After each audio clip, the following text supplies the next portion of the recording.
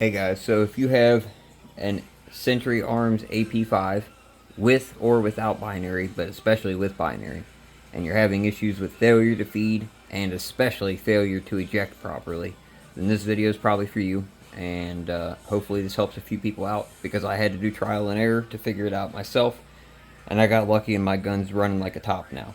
So the first thing after doing my research is I figured out that on some guns, or I should say some braces, there is a notch you have to Dremel out in the back. This video is not going to be about that. You can YouTube another video that'll show you exactly what I'm talking about. That might be one of your issues, because the bolt may not be able to come back far enough. So check that first. Secondly, if you're having failures to feed, you're going to want to use metal magazines.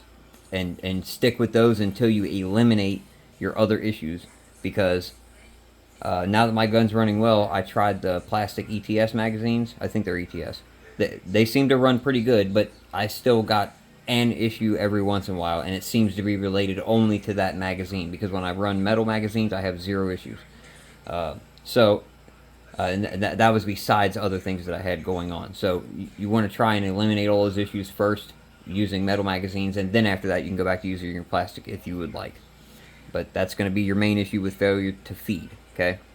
Also, you're going to want to polish the inside of that feed ramp inside there. You're going to take the gun apart, get in there with the best you can with a Dremel and a polishing wheel, and some mothers, and polish that up so that those bullets have zero resistance being fed into the chamber, or as little resistance as possible. That's going to help a lot also. Okay. And then now on to the more important things. And this video is really targeted if you have a binary, because this is really going to solve your issue. Because I put a binary trigger in here, Franklin Armory binary, and this thing literally every other round was jamming cases down inside of here, where I'd have to take the entire gun apart at the range and then dig the case out, and the case was literally ripped apart and smashed down inside my bolt, and it was just very aggravating and frustrating after spending, you know, $2,000 on a setup for a gun, right? So what you're going to want to do is you're going to need to order some German parts. Now, I had to take a leap of faith, and after doing my research, I narrowed it down to it was either an ejector, an extractor, and or springs. So I ordered the real HK ejector and the real HK springs, and I figured I could go from there first, and then if I needed the extractor also, which I do plan on getting in the future just because.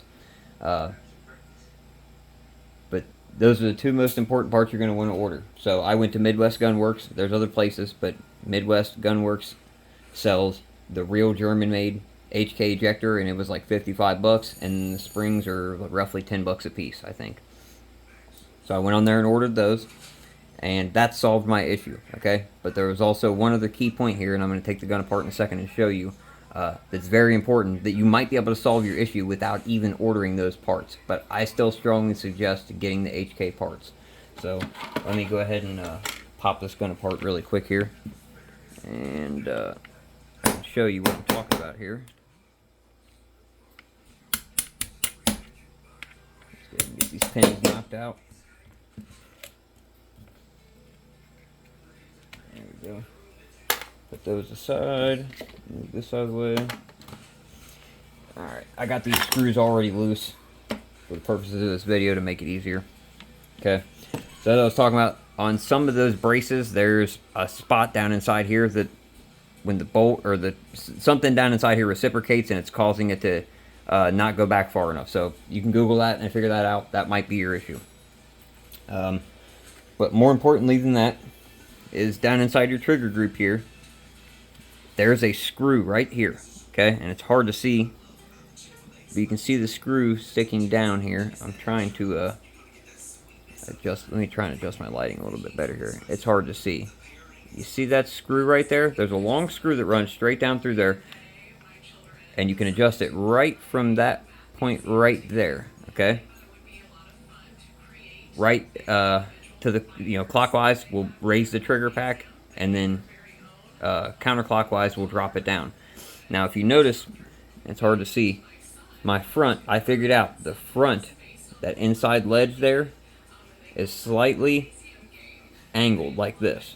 So you want the rear a little bit lower than the front, because what that's going to do With your original, without changing any parts, if you have the Franklin binary and you're just trying to solve the issue without buying any parts first, try and adjust that screw because you may not have that screw adjusted properly. Okay, and what that's going to do is when you raise, it's going to raise that entire trigger pack up, causing that ejector to be able to sit higher, because that's what's going on, is that ejector is not kicking that shell out of the side of the gun, and so it's barely contacting it, and it's just getting thrown around inside of there, and that's why it's getting jammed up.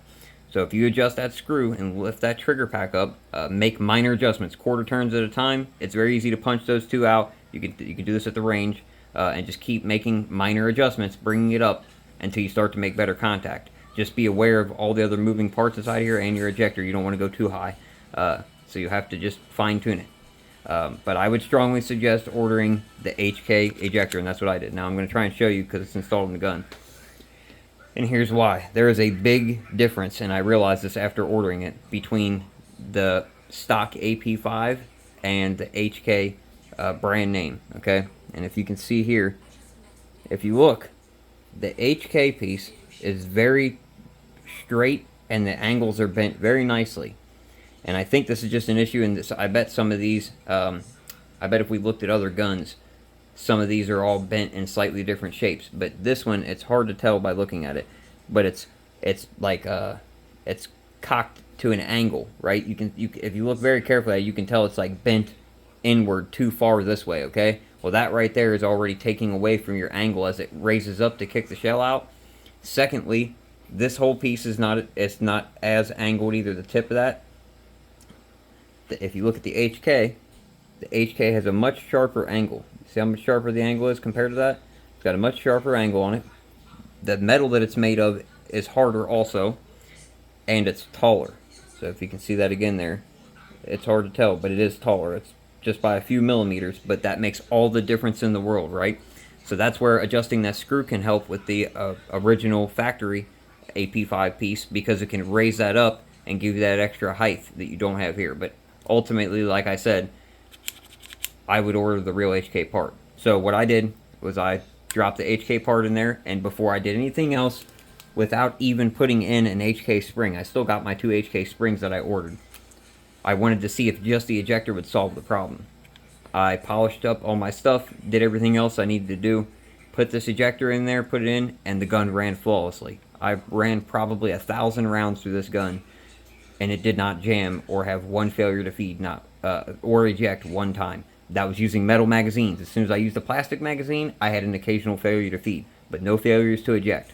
So this HK real German-made part will solve, in combination with raising that screw to the proper height, will solve your ejection issue 100% in these guns. Okay, and I'm pretty sure this goes for the shorter version. I'm not sure what that one's called, but I've got like the full size one, but they sell a shorter version. I can't remember what it's called. I'm sure the parts, the internal parts, are the exact same, and it should solve the issue just the same as this gun here.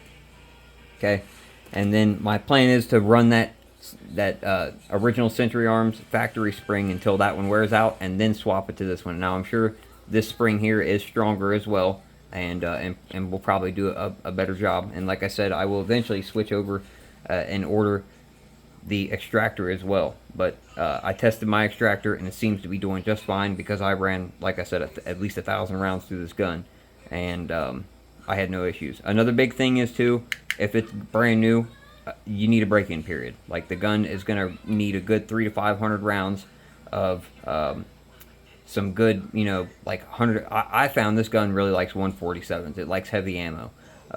So 147, if you could break it in with plus P, that would be great.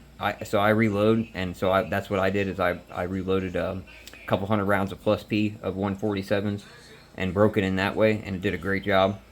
But that should solve your issue if you're having ejection problems. Brand name HK ejector. Raise that trigger pack screw or play with the height until you get it just right, to where that ejector's coming up just enough to catch the bottom of that shell and kick it out without raising it too high, because I'm pretty sure if you raise this too high, it's going to start interfering with other parts, and you could bend or break things. So you got to be very careful and do minute adjustments, and just take it a little at a time until you get it right. But mine, I got lucky, and I knew that the gun already ran, it just didn't eject well. And so all I did was do 2 minor adjustments on it, and that was it. It ran flawlessly after that. So, yeah, I hope that helps. If you guys have any questions, you can leave them down in the comments, and I'll answer you back. You guys have a good one.